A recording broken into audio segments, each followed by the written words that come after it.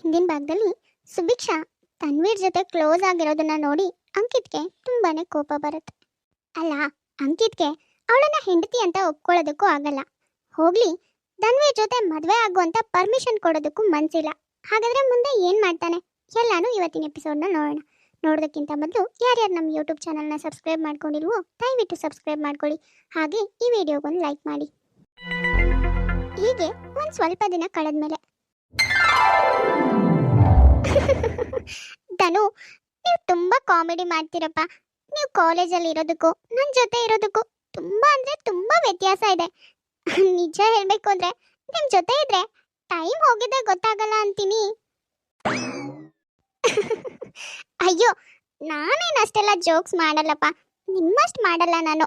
ನೀವಂತೂ ತುಂಬಾ ಅಂದ್ರೆ ತುಂಬಾ ಕಾಮಿಡಿ ಮಾಡ್ತೀರಾ. ವಿಷಯ ಅಂದ್ರೆ ಧನು, ನೀವು ಸಿಕ್ಕಿದ್ಮೇಲೆ ನಾನು ತುಂಬಾ ಹ್ಯಾಪಿ ಆಗಿದ್ದೀನಿ ಅನ್ನಿಸ್ತಿದೆ ಗೊತ್ತಾ. ನಾನು ಮೊದಲಿಗೆ ಮದುವೆ ಆಗಿ ಇಲ್ಲಿಗೆ ಬಂದಾಗ ತುಂಬಾ ಅಂದ್ರೆ ತುಂಬಾ ಕಿರಿಕಿರಿ ಆಗ್ತಾ ಇತ್ತು. ಯಾಕಾದ್ರೂ ಬನ್ನೋ ಅನ್ನಿಸ್ತಿತ್ತು. ಆದ್ರೆ ಇವಾಗ ನನ್ಗೆ ಹಾಗೆ ಅನ್ನಿಸ್ತಾನೆ ಇಲ್ಲ. ನೀವು ಸಿಕ್ಕಿದ್ದು ನನ್ನ ಅದೃಷ್ಟ ಅನ್ನಿಸ್ತಿದೆ. ನನ್ನ ಲೈಫೇ ಬದಲಾಗ್ತಿದೆ ಗೊತ್ತಾ. ಹಾ ಧನು, ಆದಷ್ಟು ಬೇಗ ನಾವಿಬ್ರು ಮದುವೆ ಆಗಿ ಇಬ್ರು ಒಂದು ಪುಟ್ಟ ಮನೆಯಲ್ಲಿ ತುಂಬಾ ಹ್ಯಾಪಿ ಆಗಿರೋಣ ಆಯ್ತಾ. ನಿಮ್ಮಪ್ಪ ಅಮ್ಮ ಎಲ್ಲರೂ ನಮ್ಮ ಜೊತೆನೆ ಖುಷಿಯಾಗಿ ಅವ್ರಿಗೆ ಏನು ಬೇಕೋ ಎಲ್ಲ ಸೇವೆನೂ ಮಾಡ್ಕೊಳ್ತಾ ನಾನು ಮನೇಲೇ ಇರ್ತೀನಿ. ನೀವು ಕಾಲೇಜಿಗೆ ಹೋಗಿ ಕಾಲೇಜಲ್ಲಿ ಫುಲ್ ಕ್ಲಾಸ್ ಎಲ್ಲ ತಗೊಂಡು ಅಲ್ಲಿನ ವರ್ಕ್ ಎಲ್ಲ ನೋಡಿಕೊಂಡು ಸಂಜೆ ಅಷ್ಟರಲ್ಲಿ ಮನೆಗೆ ಬರೋ ಅಷ್ಟರಲ್ಲಿ ನಾನು ಬಿಸಿ ಬಿಸಿಯಾಗಿ ಕಾಫಿ ಮಾಡಿಕೊಂಡು ನಿಮಗೋಸ್ಕರ ಕಾಯ್ತಾ ಇರ್ತೀನಿ ಆಯ್ತಾ. ಆಹಾ, ಇದೆಲ್ಲ ಕೇಳಿಸ್ಕೊಳ್ತಾ ಇದ್ರೆ ಅವನಿಗಿಂತನೂ ಇವಳಿಗೆ ನನ್ನಿಂದ ದೂರ ಆಗ್ಬೇಕು ಅನ್ನೋ ಅವಸರ ಇದೆ ಅನ್ಸುತ್ತೆ. ಅದಕ್ಕೆ ಎಷ್ಟು ಚೆನ್ನಾಗಿ ಮಾತಾಡ್ತಿದ್ದಾಳೆ, ನನ್ನ ಬಿಟ್ಟು ದೂರ ಹೋಗ್ತಿದ್ದೀನಿ ಅನ್ನೋ ಸ್ವಲ್ಪನೂ ಫೀಲೇ ಇಲ್ಲ ಇವಳಿಗೆ. ಹಾ ಧನು. ಅರೆ ಅಂಕಿತ್, ನೀವ್ ಯಾವಾಗ ಬಂದ್ರಿ? ನಾನು ನೋಡ್ಲೇ ಇಲ್ಲ. ಸರಿ ಸರಿ, ನಿಮ್ಗೆ ಡಿಸ್ಟರ್ಬ್ ಆಗ್ತಿದೆ ಅನ್ಸುತ್ತೆ. ನಾನು ಬಾಲ್ಕನಿಗೆ ಹೋಗ್ತೀನಿ. ನೀವು ಮಲ್ಗೋದಿದ್ರೆ ಮಲ್ಕೊಳ್ಳಿ ಅಥವಾ ರೆಸ್ಟ್ ಮಾಡೋದಿದ್ರೆ ಮಾಡಿ. ಏ ಏ ಸುಭಿಕ್ಷಾ, ಒಂದ್ ನಿಮಿಷ. ನೀನ್ ಛೇ, ಇವನ್ ಪರಿಚಯ ಆದಾಗಿಂದ ಅವಳು ನನ್ನ ಹತ್ರ ಸರಿಯಾಗಿ ಮಾತೇ ಆಡ್ತಾ ಇಲ್ಲ. ಯಾವಾಗ ನೋಡಿದ್ರು ಫೋನಲ್ಲೇ ಇರ್ತಾಳೆ. ಅದು ಬಿಟ್ರೆ ಓದೋದು, ಕಾಲೇಜು, ಇಷ್ಟೇ ಜೀವನ ಆಗಿದೆ ಅವಳಿಗೆ. ನಾನು ಲೆಕ್ಕಕ್ಕೆ ಇಲ್ಲ. ನಾನೊಬ್ಬ ಇದ್ದೀನಿ, ಅವಳನ್ನ ಮಾತಾಡ್ಸೋದಕ್ಕೋಸ್ಕರ ಕಾಯ್ತಾ ಇದ್ದೀನಿ ಅನ್ನೋದೆಲ್ಲ ಇವಳು ತಲೆಗೆ ಬರೋದೇ ಇಲ್ಲ ಅನ್ಸುತ್ತೆ. ಅವನೊಬ್ಬ ದಿಢೀರಂತ ಅದು ಎಲ್ಲಿದ್ನೋ ಏನೋ ಸುಭಿಕ್ಷನ್ ಹಿಂದೆ ಬಿದ್ದಿದ್ದಾನೆ. ಹೇಗಾದ್ರೂ ಮಾಡಿ ಅವನನ್ನ ಇವಳಿಂದ ದೂರ ಮಾಡ್ಬೇಕು. ಸುಭಿಕ್ಷಾ ನನ್ನ ಹೆಂಡತಿ, ನಾನು ಯಾರಿಗೂ ಬಿಟ್ಕೊಡಲ್ಲ. ಅವಳು ನನ್ನ ಜೊತೆನೇ ಇರ್ತಾಳೆ ಲೈಫ್ ಲಾಂಗ್. ಸತ್ರು ಬದುಕಿದ್ರು ನನ್ನ ಜೊತೆನೇ ಇರ್ಬೇಕು. ನಿಜ ಅಲ್ವಾ? ಹತ್ರ ಇರುವಾಗ ಯಾರ ವ್ಯಾಲ್ಯೂನು ಯಾರಿಗೂ ಅರ್ಥ ಆಗಲ್ಲ. ಅವ್ರು ನಮ್ಮಿಂದ ದೂರ ಆಗ್ತಿದ್ದಾರೆ ಅಂತ ಗೊತ್ತಾದಾಗ್ಲೇ ನಮ್ಗೆ ಅವ್ರೇನು, ಅವ್ರ ವ್ಯಾಲ್ಯೂ ಏನು ಅನ್ನೋದು ಅರ್ಥ ಆಗೋದು. ಸುಭಿಕ್ಷಾ ತನ್ವೀರ್ ಜೊತೆ ಜಾಸ್ತಿ ಕ್ಲೋಸ್ ಆಗಿರೋದ್ರಿಂದ ಅಂಕಿತ್ನ ಅವಾಯ್ಡ್ ಮಾಡ್ತಾ ಇರ್ತಾಳೆ. ಇದರಿಂದ ಅಂಕಿತ್ಗೆ ತುಂಬಾನೇ ಕೋಪ ಬರ್ತಿರುತ್ತೆ. ಎಷ್ಟು ಅಂದ್ರೆ ತನ್ನ ಹೆಂಡತಿನ ಯಾರಿಗೂ ಬಿಟ್ಕೊಡಲ್ಲ ಅನ್ನೋ ಅಷ್ಟು. ಯಾವಾಗ್ಲೂ ಯಂಗ್ ಅಂಡ್ ಎನರ್ಜೆಟಿಕ್ ಆಗಿರ್ತಾ ಇದ್ದಿದ್ದ ಪ್ರಮೀಳನಿಗೆ BP ಲೋ ಆಗಿ ಅನಾರೋಗ್ಯ ಶುರುವಾಗುತ್ತೆ. ಸುಮಾರು ಒಂದು 15 ದಿನ ಅವಳಿಗೆ ಏನು ಮಾಡ್ಕೊಳ್ಳೋದಕ್ಕಾಗ್ತಿರಲ್ಲ. ಅಷ್ಟು ಸುಸ್ತಾಗ್ತಿರತ್ತೆ, ಅಷ್ಟು ಸ್ವರ್ಗೋಗಿರ್ತಾಳೆ. ಆ ಟೈಮಲ್ಲಿ ಸುಭಿಕ್ಷಾ ಅವಳನ್ನ ತನ್ನ ತಾಯಿ ಹಾಗೆ ತುಂಬಾ ಚೆನ್ನಾಗಿ ಕೇರ್ ಮಾಡ್ತಾಳೆ. ಪಕ್ಕದಲ್ಲೇ ಇದ್ದು ಅವಳಿಗೆ ಆರೈಕೆ ಮಾಡ್ತಾಳೆ. ಸುಭಿಕ್ಷಾ, ಅದು ನನ್ನ ಫಾರ್ಮಲ್ ಡ್ರೆಸ್ ಎಲ್ಲಿದೆ ಅಂತ ಒಂದು ಸ್ವಲ್ಪ ಹುಡ್ಕೊಡ್ತೀಯಾ? ಅಂಕಿತ್, ಅದು ಅಲ್ಲೇ ಎಲ್ಲೋ ಕಬೋರ್ಡಲ್ಲೇ ಇರುತ್ತೆ. ನೀವು ಸ್ವಲ್ಪ ಹೋಗಿ ನೋಡಿ. ನಾನು ಅತ್ತೇನ ಎಬ್ಸಿ ಅವರಿಗೆ ಟ್ಯಾಬ್ಲೆಟ್ ಕೊಡಬೇಕು. ಆಲ್ರೆಡಿ ಟೈಮ್ ಆಗಿದೆ. ಅದು ನಾನು ಅಲ್ಲೆಲ್ಲ ಚೆಕ್ ಮಾಡಿದೆ ಸುಭಿಕ್ಷಾ, ನನ್ಗೆ ಅಲ್ಲೆಲ್ಲೂ ಸಿಗ್ತಾ ಇಲ್ಲ. ನೀನೇ ಸ್ವಲ್ಪ ಬಂದು ಹುಡ್ಕೊಡ್ತೀಯಾ? ನಿನಗೆ ಗೊತ್ತಿರತ್ತೆ ಎಲ್ಲಿಟ್ಟಿದ್ಯಾ ಅಂತ. ಅಯ್ಯೋ, ನಾನು ವಾಶ್ ಮಾಡೋದಕ್ಕೆ ಕೊಟ್ಟಿದ್ದೆ. ಅಲ್ಲಿ ಮಂಗಳಮ್ಮ ಯಾರಾದರೂ ಇದ್ರೆ ಅವ್ರ ಹತ್ರ ಕೇಳಿ ನೋಡಿ ಎಲ್ಲಿಟ್ಟಿದ್ದಾರೆ ಅಂತ ಗೊತ್ತಾಗುತ್ತೆ. ನನಗಿವಾಗ ಬರೋದಕ್ಕಾಗಲ್ಲ ಅಂಕಿತ್. ನೀವು ಸ್ವಲ್ಪ ಅಲ್ಲ ಅವ್ರ ಹತ್ರ ವಿಚಾರಿಸಿ ಆಯ್ತಾ? ಅಲ್ಲ, ಛೇ, ಮನೇಲಿರೋ ಎಲ್ರೂ ನೋಡ್ಕೊಳ್ಳೋದಕ್ಕೆ ಇವಳಿಗೆ ಪುರ್ಸೋತಿರುತ್ತೆ. ಆದರೆ ನನ್ನ ಬಗ್ಗೆ ಕೇರ್ ಮಾಡೋದಕ್ಕೆ ಟೈಮೇ ಇರೋದಿಲ್ಲ ಅನ್ಸುತ್ತೆ. ಅದಕ್ಕೆ ನಾನು ಕರೆದ್ರೂ ನನ್ನ ಹತ್ರ ಮಾತಾಡೋ ಅಷ್ಟು ಪುರ್ಸೊತ್ತು ಇಲ್ದಿರೋ ಹಾಗೆ ಮಾಡ್ತಾಳೆ. ಯಾಕಾದರೂ ಹೀಗೆ ಮಾಡ್ತಿದ್ಯಾ ಸುಭಿಕ್ಷಾ ನೀನು? ನಾನು ಮೊದಲೆಲ್ಲ ನಿನ್ನನ್ನು ಅಷ್ಟು ಕೇರ್ಲೆಸ್ ಮಾಡಿದ್ರೂ ನನ್ನ ಬಗ್ಗೆ ಕೇರ್ ಮಾಡ್ತಾ ಇದ್ದೆ.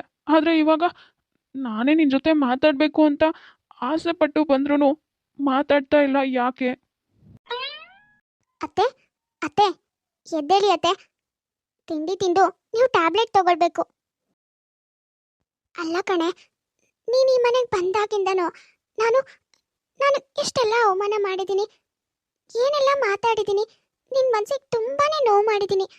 ಆದರೂ ಕೂಡ ನಾನು ಹೀಗೆ ಅನಾರೋಗ್ಯದಲ್ಲಿರುವಾಗ ನೀನು ಇಷ್ಟೆಲ್ಲ ಸೇವೆ ಮಾಡ್ತಿದೀಯಲ್ಲೇ, ನಿನಗೆ ಬೇಜಾರಿಲ್ವೇನೆ ನನ್ನ ಮೇಲೆ? ಅಯ್ಯೋ, ಇದೇನು ಮಾತಾಡ್ತಿದ್ದೀರಾ ಅತ್ತೆ ನೀವು? ನೀವೇನು ಬೇರೆಯವರ ನನಗೆ? ನನ್ನ ತಾಯಿ ಇದ್ದಾಗೆ ತಾನೇ. ನೀವೊಂದು ಮಾತು ಬೈಯೋದ್ರಲ್ಲಿ ಏನು ತಪ್ಪಿದೆ? ನಾನು ಯಾಕೆ ಅದಕ್ಕೆ ಬೇಜಾರು ಮಾಡ್ಕೊಂಡ್ಲಿ? ನೋಡಿ, ನೀವು ಅದನ್ನೆಲ್ಲ ಯೋಚನೆ ಮಾಡಬೇಡಿ. ನನಗೆ ಯಾವ ಬೇಜಾರು ಇಲ್ಲ. ಮೊದಲು ಟ್ಯಾಬ್ಲೆಟ್ ತಿಂದು ಊಟ ತಿಂಡಿ ಎಲ್ಲ ಸರಿಯಾಗಿ ಮಾಡಿ ಬೇಗ ಹುಷಾರಾಗಿ. ನೀವು ಇಂಟರ್ವ್ಯೂ ಕೊಡಬೇಕಲ್ಲ. ಏನು ಹುಚ್ಚುಡ್ಗಿನೇ ನೀನು? ನಾನು ಹೇಳೋ ಮಾತುಗಳಿಗೆ ಬೇರೆ ಯಾರಾದರೂ ಆಗಿದ್ರೆ, ನಾನು ಎಷ್ಟೇ ಸ್ವರ್ಗೋದ್ರೂ, ಏನೇ ರೋಗ ಬಂದು ಮೂಲೆಯಲ್ಲಿ ಬಿದ್ದಿದ್ರು ಯಾರೂ ನನ್ನನ್ನು ನೋಡ್ಕೊಳ್ತಿರ್ಲಿಲ್ಲ ನೋಡು. ನೀನಾಗಿದ್ದಕ್ಕೆ ನನ್ನ ಇಷ್ಟೊಂದು ಜೋಪಾನವಾಗಿ ನೋಡ್ಕೊಂಡು ಬೇಗ ಹುಷಾರಾಗೋ ಹಾಗೆ ಮಾಡಿದ್ಯಾ. ಏನೇ ಆಗಲಿ, ನನ್ನ ಮನೆಗೆ ಒಂದು ಒಳ್ಳೆ ಸೊಸೆನ ನನ್ನ ಮಗ ಕರ್ಕೊಂಡು ಬಂದಿದ್ದಾನೆ ಕಣೆ. ನಾನೇ ಇಷ್ಟು ದಿನ ನಿನ್ನನ್ನು ಅರ್ಥ ಮಾಡ್ಕೊಳ್ದೇನೆ ತುಂಬ ತಪ್ಪು ತಿಳ್ಕೊಂಡಿದ್ದೆ. ನನ್ನ ದಯವಿಟ್ಟು ಕ್ಷಮಿಸ್ಬಿಡೆ. ಅಯ್ಯೋ ಅತ್ತೆ, ಇದೆಲ್ಲ ಮಾತಾಡಬೇಡಿ ನೀವು. ನೋಡಿ, ಮೊದಲು ನಿಮ್ಮ ಆರೋಗ್ಯದ ಬಗ್ಗೆ ಗಮನ ಕೊಡಿ. ಸುಭಿಕ್ಷನ್ ಒಳ್ಳೆ ಗುಣಗಳನ್ನ ನೋಡಿ ಪ್ರಮೀಳ ಇಷ್ಟು ದಿನ ತಾನೇನು ತಪ್ಪು ಮಾಡಿದೆ ಅಂತ ಸುಭಿಕ್ಷನ್ ಹತ್ರ ಕ್ಷಮೆ ಕೇಳಿ ಸೊಸೆ ಅಂತಾನು ಒಪ್ಕೋತಾಳೆ. ಆದರೆ ಅವಳಿಗೆ ಗೊತ್ತಿಲ್ಲ ಸುಭಿಕ್ಷಾ ತನ್ವೀರ್ ಜೊತೆ ಮದುವೆ ತಯಾರಿ ಮಾಡ್ತಿದ್ದಾಳೆ ಅಂತ. ದೇವ್ರೆ, ನನ್ನ ಮಗ ಸೊಸೆ ಹೀಗೆ ಒಂದಾಗಿ ಸುಖವಾಗಿರ್ಲಿ. ಅಯ್ಯೋ ಅಯ್ಯೋ ಅಯ್ಯೋ, ಇದೇನೋ ಮಗ್ನೆ, ಯಾಕೋ ಯಾಕೋ ಅಳ್ತಿದ್ಯಾ? ಏನಾಯ್ತು? ಅಲ್ವೋ, ನೀನ್ ಚಿಕ್ಕಲ್ಲಿರುವಾಗ ನೀನ್ ಹತ್ತಿದ್ ನೋಡಿದ್ದೆ, ಇವಾಗ ಅಳ್ತಿದ್ಯಲ್ಲ, ಅಂಥದ್ದೇನಾಯ್ತು? ಅದು ಇಲ್ಲಮ್ಮ, ಹಾಗೆಲ್ಲ ಏನೂ ಇಲ್ಲ. ನಾನೇನ ಕಳ್ಳಿ ಹೇಳು? ಏನಿಲ್ಲ. ನೀನು ಯಾಕೆ ಇಲ್ಲಿಗೆ ಬರೋಕ್ಕೆ ಹೋದೆ? ನೀನು ಮೊದಲೇ ಹುಷಾರಿಲ್ಲ, ರೆಸ್ಟ್ ಮಾಡುತ್ತಾನೆ. ಅಲ್ಲೋ, ನಾನು ನಿನ್ನನ್ನು ಎತ್ತಿದ್ದೀನಿ ಕಣೋ. ನೀನು ಅಳ್ತಿದ್ಯೋ ಇಲ್ವೋ ಅಂತ ನನಗೆ ಗೊತ್ತಾಗಲ್ವೇನೋ? ಯಾಕೋ, ಏನಾಯ್ತೋ? ಈ ತಾಯಿ ಹತ್ರ ಹೇಳ್ಕೊಳ್ಳೋದಕ್ಕೇನೋ ಕಷ್ಟ ನಿನಗೆ? ಏನಮ್ಮ ಹೇಳಿ? ನಾನು ಸುಭಿಕ್ಷನ ಪ್ರೀತಿ ಮಾಡ್ತಾ ಇದ್ದೀನಿ, ಆದರೆ ಈ ವಿಷಯನ ಅವಳ ಹತ್ರ ಹೇಗೆ ಹೇಳಲಿ ಅಂತಾನೆ ಗೊತ್ತಾಗ್ತಿಲ್ಲ. ಅಯ್ಯೋ ಹುಚ್ಚು ಹುಡ್ಗ, ಇಷ್ಟು ಚಿಕ್ಕ ವಿಷಯಕ್ಕೆ ಯಾರಾದ್ರೂ ಅಳ್ತಾರೇನೋ? ಅವಳೇನ್ ಬೇರೆಯವಳ? ಅವಳು ನಿನ್ ಹೆಂಡತಿ ಕಣೋ. ನಿನ್ ಹೆಂಡತಿ ಹತ್ರ ನಿನ್ ಪ್ರೀತಿನ ಹೇಳ್ಕೊಳ್ಳೋದಕ್ಕೆ ಯಾಕೋ ಸಂಕೋಚ? ಹೌದಮ್ಮ, ಅವಳು ನನ್ನ ಹೆಂಡತಿನೇ, ಆದರೆ ಇನ್ನು ಸ್ವಲ್ಪ ದಿನ ಮಾತ್ರನೇ. ಅವಳು ಬೇರೆ ಯಾರನ್ನೋ ಮದುವೆ ಆಗಿ ಈ ಮನೆಯಿಂದ ಹೋದ್ಮೇಲೆ ಅವಳು ನನ್ನ ಹೆಂಡತಿ ಅಲ್ಲ ಅಲ್ವಾ? ಅಯ್ಯೋ, ಇದೇನೋ ಹೇಳ್ತಿದ್ಯಾ? ಅವಳು ಯಾಕೋ ಬೇರೆ ಯಾರನ್ನೋ ಮದುವೆ ಆಗ್ತಾಳೆ? ಅವಳು ಅವತ್ತೇ ಹೇಳಿಲ್ವಾ ಮದುವೆ ಬಗ್ಗೆ ನಾನೇ ಡಿಸಿಷನ್ ತಗೋತೀನಿ, ನೀವು ತಗೊಳ್ಳೋದು ಬೇಡ ಅಂತ? ಅವಳಿಗೂ ನಿನ್ ಕಂಡ್ರೆ ಇಷ್ಟ ಇದೆ, ಅದಕ್ಕೆ ಹಾಗೆ ಹೇಳಿದಾಳೆ. ನೀನ್ ನೋಡಿದ್ರೆ ನನ್ನ ಹೆಂಡತಿಗೆ ಬೇರೆ ಮದುವೆ ಮಾಡಿಸ್ತೀನಿ ಅಂತ ಕೂತಿದ್ದೆ. ಇವಾಗ ನಿನಗೆ ಅರ್ಥ ಆಗಿದೆ ಅಲ್ವಾ ನೀನ್ ಅವಳನ್ನ ಪ್ರೀತಿ ಮಾಡ್ತಿದ್ಯಾ ಅಂತ? ಹೋಗಿ ನಿನ್ ಪ್ರೀತಿನ ಹೇಳ್ಕೊಳೋ, ಅವಳು ಒಪ್ಕೋತಾಳೆ. ಇಲ್ಲಮ್ಮ, ಅವಳು ತನ್ವೀರ್ ಅನ್ನೋ ಹುಡುಗನ ಪ್ರೀತಿ ಮಾಡ್ತಿದ್ದಾಳೆ, ಮದುವೆ ಆಗಬೇಕು ಅಂದ್ಕೊಂಡಿದ್ದಾಳೆ. ಅದು ಅಲ್ದೇ ಅವರು ಅವ್ರ ತಂದೆನ ಕರ್ಕೊಂಡು ನಮ್ಮ ಮನೆಗೆ ಬರ್ತೀನಿ ಅಂತ ಹೇಳಿದರು. ಆದರೆ ಏನೋ ಬೇರೆ ಕೆಲಸದ ಮೇರೆಗೆ ಅವರು ಹೊರದೇಶ ಹೋಗಿದ್ದಾರಂತೆ, ಹಾಗಾಗಿ ಬರೋದು ಸ್ವಲ್ಪ ಲೇಟ್ ಆಗುತ್ತೆ ಅಂತ ಹೇಳಿದ್ರು. ಏನೋ ಪ್ರೀತಿ ಮಾಡ್ತಿದ್ದಾಳ? ಏನೋ ಹೇಳ್ತಿದ್ಯಾ? ಅಲ್ಲ ಕಣೋ, ಅವತ್ ನೀನ್ ಮದ್ವೆ ವಿಷಯ ಎತ್ತಿದಾಗ ಅವಳೇ ಈ ಮದ್ವೆ ಬೇಡ ಅಂತ ಹೇಳಿದ್ಲು. ಅಷ್ಟು ಬೇಗ ಇಷ್ಟೆಲ್ಲ ಯಾವಾಗ್ಲೂ ನಡೆದಿದ್ದು? ನಾವು ಮನೇಲೇ ಇದೀವಿ, ನಮ್ಗೆಲ್ಲ ಈ ವಿಷಯನೇ ಗೊತ್ತಿಲ್ಲ. ನೀನು ನಿನ್ ಹೆಂಡತಿ ಇಬ್ರೇ ಎಲ್ಲ ವಿಷಯನೂ ಮಾತಾಡ್ಕೊಂಡಿದ್ರ ಹೇಗೆ? ಹೇಗೂ ಅವರೇ ಮನೆಗೆ ಬರ್ತಾರಲ್ವಾ, ಆವಾಗ ಎಲ್ಲ ವಿಷಯನೂ ನಿಮಗೆ ಗೊತ್ತಾಗುತ್ತಲ್ಲ ಅಂತ ನಾನೇ ಸುಮ್ಮನೆ ಇದ್ದೆ. ಅವಳು ಕೂಡ ಈ ವಿಷಯದ ಬಗ್ಗೆ ನಾನು ಮಾತಾಡ್ತೀನಲ್ಲ ಅಂತ ನಿಮ್ಮ ಹತ್ರ ಯಾರ ಹತ್ರನೂ ಮಾತಾಡಿಲ್ಲ ಅಷ್ಟೆ. ಅಮ್ಮ, ಅವಳೇನೋ ಬೇರೆಯವ್ರನ್ನ ಮದುವೆ ಆಗೋದಕ್ಕೆ ರೆಡಿ ಇದ್ದಾಳೆ, ಆದರೆ ನನಗೆ ಅವಳನ್ನು ಬಿಟ್ಕೊಡೋದಕ್ಕೆ ಮನಸ್ಸಿಲ್ಲ. ಎಷ್ಟೇ ಕೋಪದಲ್ಲಿ ಮದುವೆ ಆಗಿರ್ಬೋದು, ಆದರೆ ಅವಳು ನನ್ನ ಹೆಂಡತಿ, ನನ್ನ ಜೊತೆನೇ ಇರಬೇಕು ಅಂತ ನಾನು ಬಯಸ್ತಿದ್ದೀನಮ್ಮ. ನನಗೆ ಅವಳನ್ನು ಬಿಟ್ಕೊಡೋ ಮನಸ್ಸಿಲ್ಲ. ನೋಡ್ ಮಗ್ನೆ, ಆಗಿದ್ದೇನೋ ಆಯ್ತು, ಇನ್ನು ತಡೆ ಮಾಡಬೇಡ. ಮೊದಲು ಹೋಗಿ ಸುಭಿಕ್ಷನ್ ಹತ್ರ ನಿನ್ ಪ್ರೀತಿನ ಹೇಳ್ಕೊಳ್ಳೋ.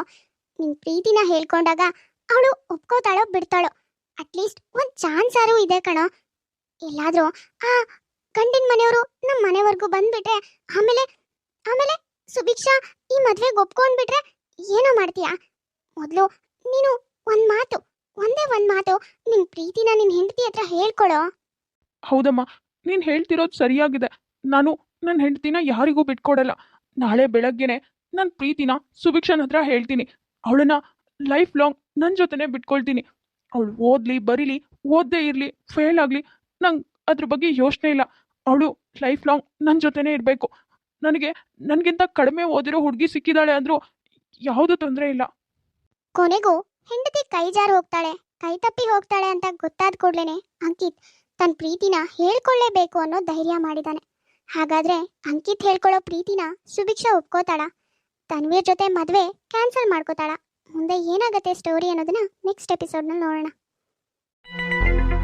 ನೋಡಿದ್ರಲ್ಲ ವೀಕ್ಷಕರೇ, ಇವತ್ತಿನ ಈ ಎಪಿಸೋಡ್ ನಿಮ್ಗೆ ಇಷ್ಟ ಆಗಿದ್ರೆ ಪ್ಲೀಸ್ ನಮ್ಮ ಯೂಟ್ಯೂಬ್ ಚಾನಲ್ನ ಸಬ್ಸ್ಕ್ರೈಬ್ ಮಾಡ್ಕೊಳ್ಳಿ, ಲೈಕ್ ಮಾಡಿ, ಶೇರ್ ಮಾಡಿ, ಹಾಗೆ ಕಮೆಂಟ್ ಮಾಡಿ. ತುಂಬ ಜನ ಹಾಗೆ ವಿಡಿಯೋಸ್ ನೋಡ್ತಾ ಇದ್ರ. ಯಾರ್ಯಾರು ಹಾಗೆ ವಿಡಿಯೋಸ್ ನೋಡ್ತಾ ಇದ್ರು ದಯವಿಟ್ಟು ಸಬ್ಸ್ಕ್ರೈಬ್ ಮಾಡ್ಕೊಳ್ಳಿ. ಹಾಗೆ ಪಕ್ಕದಲ್ಲೇ ಇರೋ ಬೆಲ್ ಐಕಾನ್ನ ಕ್ಲಿಕ್ ಮಾಡಿ ಆಲ್ ಅನ್ನೋದನ್ನ ಸೆಲೆಕ್ಟ್ ಮಾಡಿ. ನೆಕ್ಸ್ಟ್ ಯಾವುದೇ ವಿಡಿಯೋ ಹಾಕಿದ್ರೂ ನೋಟಿಫಿಕೇಶನ್ ಬರುತ್ತೆ. ನೋಟಿಫಿಕೇಶನ್ ಮೂಲಕ ನೀವು ವಿಡಿಯೋನ ನೋಡ್ಬೋದು. ಸರಿ, ಹಾಗಾದರೆ ನಾವಿನ್ನ ಹೊರಡ್ತೀವಿ. ನೆಕ್ಸ್ಟ್ ವಿಡಿಯೋದಲ್ಲಿ ಮತ್ತೆ ಸಿಗ್ತೀವಿ.